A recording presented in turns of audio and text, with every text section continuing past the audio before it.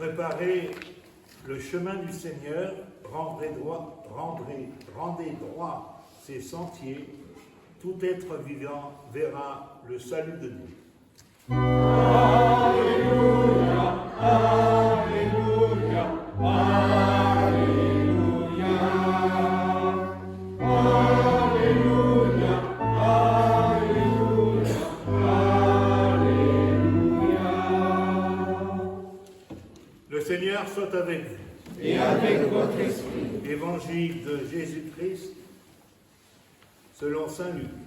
Gloire à toi, Seigneur. L'an 15 du règne de l'empereur Tibère, Ponce Pilate étant gouverneur de la Judée, Hérode étant alors au pouvoir en Galilée, son frère Philippe dans le pays d'Ithurée et de Trachonyride, Lysanias en Abilène, les grands prêtres étant Anne et Caïphe, la parole de Dieu fut adressée dans le désert à Jean, le fils de Zacharie. Il parcourut toute la région du Jourdain en proclamant un baptême de conversion pour le pardon des péchés, comme il est écrit dans le livre des oracles d'Isaïe, le prophète, « Voix de celui qui crie dans le désert, préparez le chemin du Seigneur, rendez droit ses sentiers. Tout ravin sera comblé, toute montagne et toute colline seront abaissées. Les passages tortueux deviendront droits, les chemins rocailleux seront aplanis, et tout être vivant verra le salut de Dieu. » Alléluia, Alléluia, Alléluia, Alléluia, Alléluia, Alléluia.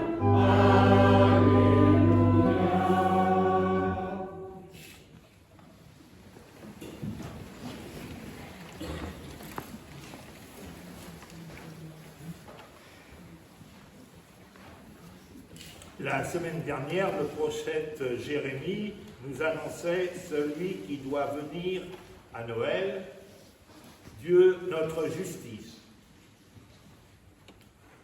Et cette semaine, dans les textes que nous venons d'écouter, le prophète Baruch, la première lecture, précise que cette justice, elle est miséricorde, qu'elle s'accueille dans la joie et qu'elle révèle la lumière de la gloire de Dieu.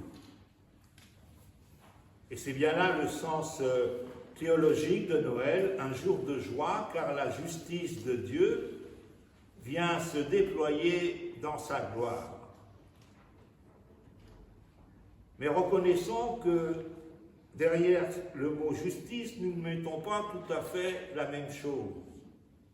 Cette justice, elle est déconcertante à plus d'un titre. Si on reprend l'évangile que nous venons d'écouter, le début de l'évangile, on s'aperçoit que la justice de Dieu vient s'incarner dans l'histoire, notre histoire, l'histoire de l'humanité.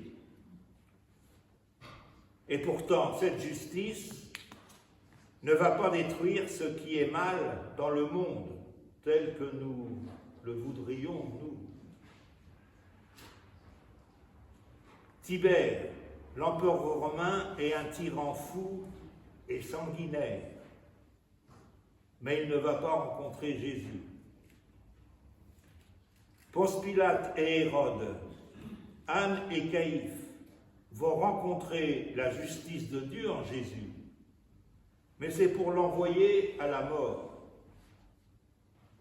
Quelle est cette justice qui ne détruit pas l'envahisseur ni l'occupant romain, qui ne tue pas les méchants et se laisse même fouler aux pieds par eux?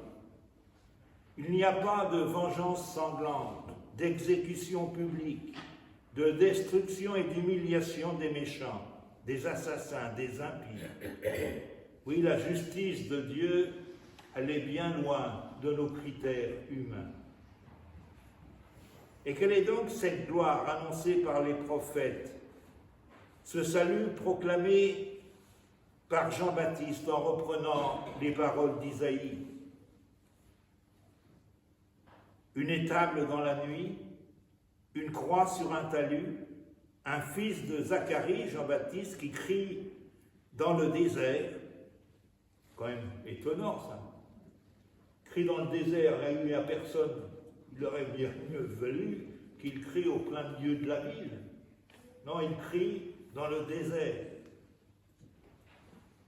Et il est vêtu de peau de bête et parle de ravins comblés, de montagnes abaissées, de chemins sanglants. Et tout cela, ce n'est pas très glorieux. La gloire de Dieu, elle éclate à la croix, sur la croix.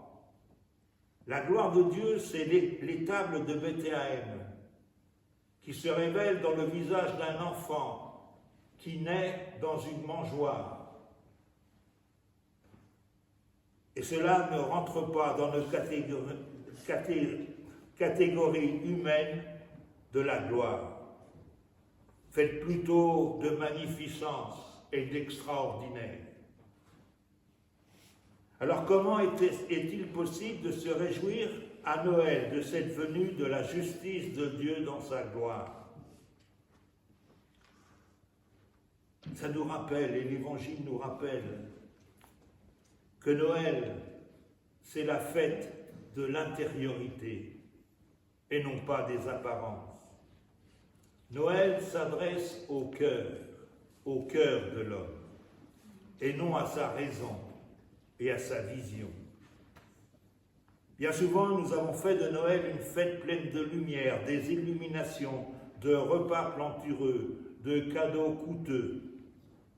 Mais Noël, dans la Bible, est la fête du cœur qui s'est converti, qui se retourne vers l'accueil de Dieu au plus profond de son cœur. Noël est la fête de l'intériorité d'un cœur qui se laisse toucher par la miséricorde de Dieu, l'amour de Dieu pour lui, un amour infini, un amour inconditionnel. Les ravins qui doivent être comblés, ce sont les ravins de nos rejets et de nos peurs de l'autre. Les montagnes qui doivent être abaissées, ce sont celles de nos égoïsmes et de notre orgueil.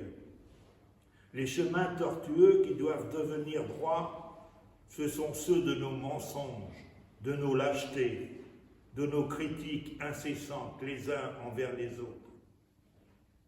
Les chemins rocailleux qui doivent être aplanis, ce sont ceux de nos violences, de nos haines, de nos jugements péremptoires. Tout cela doit disparaître dans le temps de l'Avent, pour pouvoir voir dans l'enfant qui naît à Noël la justice et la gloire de Dieu si paradoxale, son amour et sa miséricorde. L'Avent que nous sommes en train de vivre n'est pas un temps anodin et dispensable. Il est nécessaire pour préparer nos cœurs à percevoir de l'intérieur le mystère d'une justice qui nous dépasse, qui nous déconcerte, la joie d'une miséricorde qui dépasse nos timides pardons, la gloire d'un salut qui relève et n'abaisse pas, qui construit et qui ne détruit pas. J'ai beaucoup parlé du cœur, la fête du cœur qui s'ouvre à l'accueil de Dieu, ce Dieu qui désire naître, renaître dans le cœur de chacun. C'est le moment de lire pendant ce temps de l'Avent la dernière encyclique de notre pape sur le Sacré-Cœur de Jésus. Voilà une excellente lecture pour nous préparer à Noël. Oui, les textes de ce jour nous demandent de préparer nos cœurs à l'accueil de la justice et de la gloire de Dieu dans la joie et la miséricorde. Alors, comme le disait saint Paul dans la deuxième lecture, ce n'est pas chacun dans son coin. Cela ne peut se faire que dans un amour mutuel et fraternel, d'où l'importance de nos célébrations. Et pourquoi pas, donc, pendant ce temps de Noël, se retrouver les uns chez les autres, par petits groupes, pour s'aider mutuellement, se soutenir mutuellement à l'accueil de Noël. Le livret des psaumes, vous l'avez reçu là? Oui, Hein? ça vous vient. Oui, je vais le montrer. Hein? Voilà un petit moyen tout simple, enfin tout simple, un beau moyen qui nous est offert en ce... Normalement, ça avait dû être donné le premier dimanche de l'Avent, ça a été fait pareil là. Alors c'est bien, parce que dans d'autres endroits, ils n'étaient pas arrivés. Voilà, hein, commencer hein, à, comment dire, accueillir la parole de Dieu, ce qui nous aide petit à petit à ouvrir nos cœurs, à chasser ce qui nous empêche d'aimer dans nos relations avec les autres, dans nos relations avec le Père. Hein? On peut commencer à se retrouver en petit groupe pour partager cette parole de Dieu. Puis ça va durer toute l'année. Hein? Pour vivre le jubilé 2025, pèlerin d'espérance. Dans ce cadre-là,